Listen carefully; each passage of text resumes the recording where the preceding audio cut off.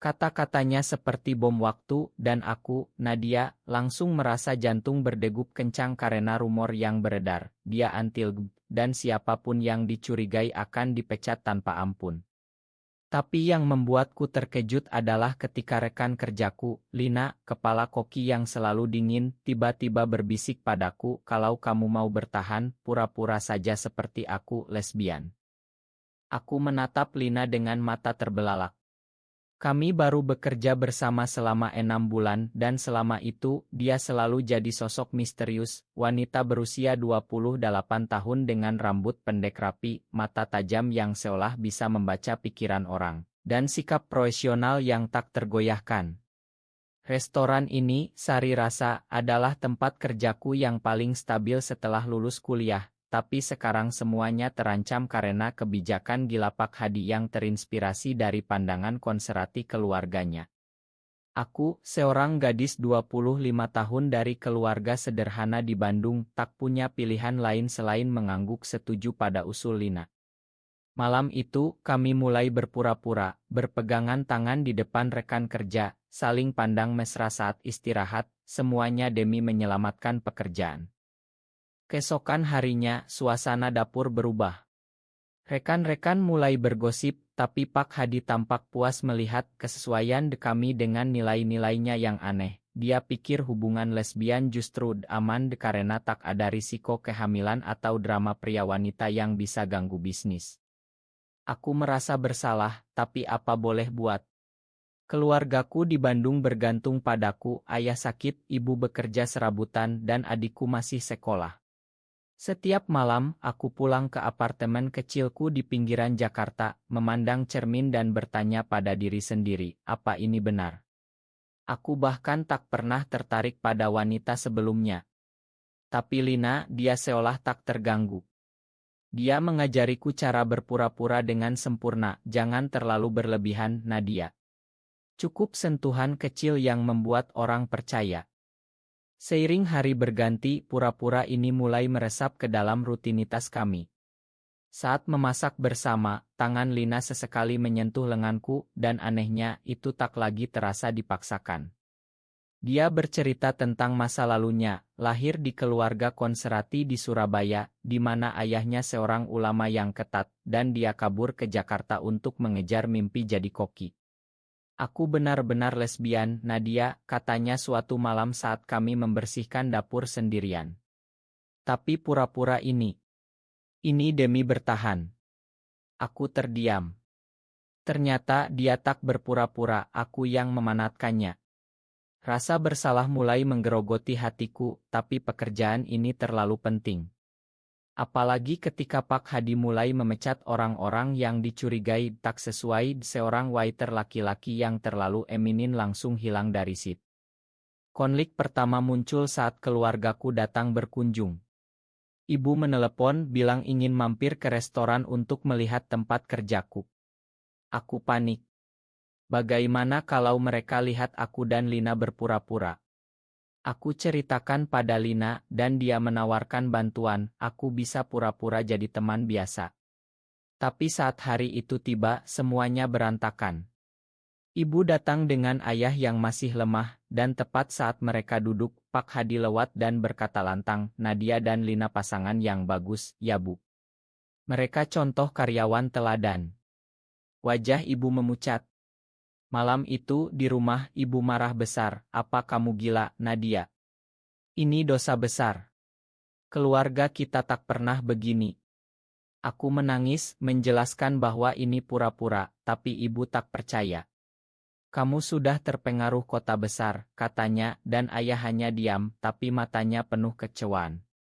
Hubungan dengan keluarga retak, tapi di restoran, pura-pura kami semakin meyakinkan. Lina mulai berbagi lebih banyak, tentang mantan pacarnya yang meninggalkannya karena tekanan sosial, tentang bagaimana dia berjuang melawan depresi. Aku mendengarkan dan tanpa sadar, aku mulai merasa dekat dengannya. Bukan pura-pura lagi, tapi sesuatu yang nyata. Tapi aku takut. Di Indonesia, di mana undang-undang tak melindungi LGBT, dan masyarakat sering menilai dengan pandangan agama, apa yang akan terjadi kalau ini jadi kenyataan. Suatu hari, saat kami berdua di gudang bahan makanan, Lina mendekat dan berkata, "Nadia, apa kamu merasakan apa yang aku rasakan?" Jantungku berdegup. Aku mundur, tapi matanya penuh harap. Itu adalah momen pertama di mana pura-pura berubah jadi pertanyaan sungguhan. Pagi itu, dapur Sari Rasad kembali ramai, tapi pikiranku kacau. Setelah pertanyaan Lina kemarin, aku menghindarinya sepanjang sit. Tapi dia tak menyerah. Saat istirahat, dia menarikku ke belakang dan berkata, "Ma, kalau aku terlalu cepat." Tapi Nadia, ini bukan lagi akting bagiku. Aku terdiam, memandang wajahnya yang tulus. Lina, dengan senyumnya yang jarang tapi hangat, membuatku ragu.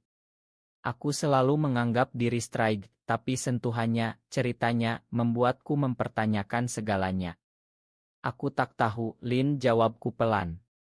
"Ini semua dimulai dari kebohongan." Dia mengangguk, tapi matanya menunjukkan luka. Sementara itu, tekanan dari Pak Hadi semakin parah. Dia mulai mengadakan pertemuan keluarga di restoran di mana karyawan harus berbagi cerita pribadi untuk membuktikan kesesuaian.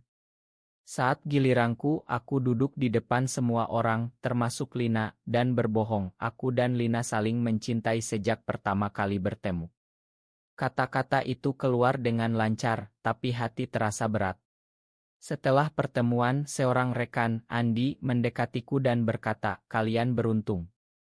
Aku hampir dipecat karena rumor aku gay. Ternyata kebohongan kami menyelamatkan tak hanya diri sendiri, tapi juga jadi perisai bagi yang lain. Tapi harga yang dibayar. Aku mulai kehilangan teman-teman lama yang mendengar gosip dari keluarga. Konflik memuncak saat adikku, Rina, datang ke Jakarta tanpa pemberitahuan. Dia berusia 18 tahun, masih polos, dan mendengar dari ibu tentang pacar wanitaku. Dia marah, menangis di apartemenku. "Kak, ini salah. Apa kata tetangga di Bandung? Ayah semakin sakit karena ini." Aku mencoba menjelaskan, tapi Rina tak mau dengar. Malam itu, dia menelepon ibu, dan besoknya, ibu datang lagi, kali ini dengan ultimatum pulang ke Bandung atau kami putus hubungan. Aku menangis, tapi memilih bertahan di Jakarta. "Ini pekerjaanku, Bu. Aku harus mandiri." Ibu pergi dengan air mata, dan sejak itu, teleponku tak lagi dijawab. Di tengah kekacauan itu, Lina jadi sandaranku. Kami mulai bertemu di luar kerja, ngopi di kai kecil di Kemang, jalan-jalan di Monas saat malam. Bukan lagi pura-pura, tapi pertemanan yang dalam. Dia cerita tentang perjuangannya. "Dulu aku diusir dari rumah karena ayah tahu aku suka wanita. Aku tinggal di jalanan selama seminggu sebelum dapat kerja." Ceritanya membuatku sadar betapa beruntungnya aku, tapi juga takut. Apa kalau aku benar-benar jatuh cinta padanya, aku akan alami hal sama. Suatu malam, saat kami duduk di taman, Lina memegang tanganku, "Nadia, aku tak memaksamu. Tapi aku merasa ini nyata." Aku tak menarik tangan, tapi hati bergejolak. Itu adalah awal dari kebingungan innerku yang semakin dalam. Tapi tak lama, pengkhianatan datang dari tempat tak terduga. Andi, rekan yang tadi berterima kasih, ternyata iri. Dia lapor ke Pak Hadi bahwa hubungan kami mencurigakan, mungkin pura-pura. Pak Hadi memanggil kami berdua ke kantornya. "Buktikan kalau kalian benar-benar pasangan," katanya dingin. Lina langsung memelukku di depannya, tapi aku ragu. Setelah itu, Lina marah padaku, "Kenapa kamu ragu? Ini bisa buat kita dipecat." Aku menjawab, "Karena aku tak yakin lagi apa ini nyata atau tidak." Pertengkaran pertama kami meledak, dan aku pulang dengan hati hancur. Malam-malam berikutnya, aku bergulat dengan diri sendiri. Di cermin, aku bertanya, siapa aku sebenarnya? Apakah aku bisa mencintai wanita? Masyarakat Indonesia, dengan norma agama dan budaya yang kuat, membuatku takut. Berita tentang diskriminasi sering muncul di raya, pengusiran, bahkan kekerasan. Apa aku siap bayar harga itu? Tapi mengingat Lina, senyumnya, kekuatannya, membuatku ragu untuk mundur. Hari-hari berikutnya di restoran terasa tegang. Lina dan aku menghindari satu sama lain, tapi pekerjaan memaksa kami bekerja sama. Saat memasak hidangan spesial untuk pesta besar, tangan kami tak sengaja bersentuhan dan listrik aneh mengalir. Aku mundur, tapi Lina berkata pelan, "Kita harus bicara." Malam itu, kami bertemu di apartemennya di kawasan Tebet. Ruangan sederhana, penuh buku masak dan foto keluarga lama yang dia simpan diam-diam. "Aku tak mau kehilanganmu, Nadia," katanya. "Tapi kalau ini hanya pura-pura, katakan sekarang." Aku menangis, mengakui awalnya ya, tapi sekarang aku tak tahu. Kami berpelukan dan untuk pertama kali itu terasa benar. Tapi kebahagiaan sementara itu hancur ketika ibu menelepon setelah berminggu-minggu diam. "Nadia, ayah masuk rumah sakit. Dia bilang karena stres soal kamu." Hatiku hancur. Aku langsung pulang ke Bandung, meninggalkan Lina dengan pesan singkat. Di rumah sakit, ayah terbaring lemah dan ibu menyalahkanku, "Ini karena pilihanmu yang salah." Aku tak bisa bilang yang sebenarnya, tapi di sana aku bertemu saudara-saudara yang mulai bergosip. "Nadia lesbian." "Astagfirullah," kata sepupu. Tekanan sosial membuatku ingin menyangkal semuanya, tapi mengingat Lina, aku diam. Kembali ke Jakarta, aku menemui Lina yang sudah khawatir. "Ma, aku panik," kataku. Dia memakan, tapi hubungan kami semakin rumit. Kami mulai benar-benar berkencan secara rahasia, makan malam di tempat tersembunyi, berbagi mimpi. Lina ingin membuka restoran sendiri suatu hari, bebas dari bos seperti Pak Hadi. Aku mendukung, tapi inner conflict-ku tak hilang. "Apa kalau keluargaku tahu, mereka akan terima?" tanyaku. Lina menjawab, "Mungkin tidak, tapi kamu harus pilih, hidup untuk mereka atau untuk dirimu." Konflik baru muncul saat Pak Hadi mengadakan acara keluarga besar di restoran. Dia undang istri dan anak-anaknya, dan meminta semua karyawan bawa pasangan. Lina dan aku harus tampil sebagai pasangan. Tapi saat itu Andi yang masih iri, sengaja bocorkan ke media sosial, "Foto kami berpelukan dengan Caption de pasangan lesbian di Sari Rasa, benarkah?" Postingan itu viral di Twitter Indonesia, dan tiba-tiba, restoran ramai dikunjungi, tapi juga dikritik. Kelompok konservatif demo di depan, bilang Li ini merusak moral bangsa. Pak Hadi marah besar, memanggil kami, "Kalian bikin masalah. Kalau tak henti, kalian dipecat." Kami terpojok. Lina ingin melawan, "Ini hak kami." Tapi aku takut. Malam itu aku memilih mundur. "Lin, mungkin kita hentikan saja." Dia terluka, menangis untuk pertama kali. "Kamu pilih aman daripada kita." Pertengkaran hebat terjadi dan aku pergi, meninggalkannya sendirian. Di apartemen aku merenung, pilihan ini benar atau salah. Harga yang kubayar adalah kehilangan Lina, tapi setidaknya pekerjaan aman, atau begitu kukira. Pagi berikutnya, berita buruk datang. Postingan Andi membuat Pak Hadi memecat Lina. "Dia yang mulai masalah," katanya. Aku syok, berlari ke apartemen Lina, tapi dia sudah packing. "Aku pergi, Nadia. Ke Surabaya, mungkin." Aku menangis, memohon, "Ma, ini salahku. Aku takut." Dia memelukku, tapi berkata, "Kamu harus putuskan sendiri. Aku tak bisa tunggu selamanya." Dia pergi dan hatiku hancur. Di restoran tanpa Lina, semuanya terasa hampa. Andi tersenyum puas, tapi aku membencinya. Beberapa hari kemudian, aku dapat telepon dari ibu, "Ayah pulih, tapi dia ingin bicara." Aku pulang lagi ke Bandung. Di rumah, ayah berkata lemah, "Nadia, aku tak mau kehilanganmu. Tapi kalau itu pilihanmu, aku coba pahami." Itu kejutan. Ternyata ayah diam-diam baca tentang LGB, dan meski sulit, dia tak ingin putus hubungan. Ibu masih marah, tapi ayah bilang, "Kita keluarga, harus saling dukung." Itu adalah titik balik. Aku cerita semuanya, pura-pura, perasaan nyata, kehilangan Lina. Ayah mendengarkan dan untuk pertama kali aku merasa diterima. Kembali ke Jakarta aku memutuskan melawan. Aku konfrontasi Andi, kamu pengkhianat. Dia mengaku iri karena promosi yang Lina dapat. Aku lapor ke Pak Hadi, tapi dia tak peduli. Akhirnya aku resign, aku tak mau kerja di tempat seperti ini. Bebas dari tekanan, aku cari Lina. Menelepon tapi tak diangkat. Aku pergi ke Surabaya mencarinya di alamat lama yang dia ceritakan. Di sana aku temui ayahnya yang marah, dia tak mau ketemu orang seperti kamu. Tapi aku tak menyerah, menunggu di depan rumah. Akhirnya Lina keluar. Kenapa kamu datang? Tanyanya dingin.